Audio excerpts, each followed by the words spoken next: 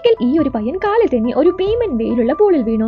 വെള്ളത്തിൽ വീണ ഉടനെ അവന്റെ ബോധം പോയി അവൻ വെള്ളത്തിനടിയിലേക്ക് മുങ്ങി താഴാൻ തുടങ്ങി. ആ സമയത്താണ് വെയിൽ അവന്റെ അടുത്തേക്ക് വന്ന് അവനെ വായ കൊണ്ട് എടുത്തു കൊണ്ടുപോകാൻ തുടങ്ങിയത്. അവനെ തിന്നുമെന്ന് കരുതിയതും അത് അവനെ കരയിലേക്ക് കയറ്റി രക്ഷപ്പെടുത്തുകയാണ് ചെയ്തത്. അവന് ബോധം വരുമ്പോൾ അവനടുത്ത് ആ വെയിലുണ്ടായിരുന്നു. അടുത്ത ദിവസം താങ്ക്സ് പറയാനായി അവൻ ഒരു മീനുമായി വന്ന് മീനിനെ ആ പൂളിലേക്ക് എറിഞ്ഞു. എന്നാൽ ആ വെയിൽ ആ മീൻ കഴിക്കാതെ അത് ആ പയ്യന് തന്നെ തിരികെ നൽകി. എന്നിട്ട് അത് അവനോട് തന്റെ വായിലേക്ക് നൽകാനായി വായി തുറന്ന് കാണിച്ചു കൊടുത്തു. അത് മനസ്സിലാക്കിയ പയ്യൻ ആ ചെറിയ മീനിനെ അതിന്റെ വായിലേക്ക് ഇട്ടുകൊടുത്തു.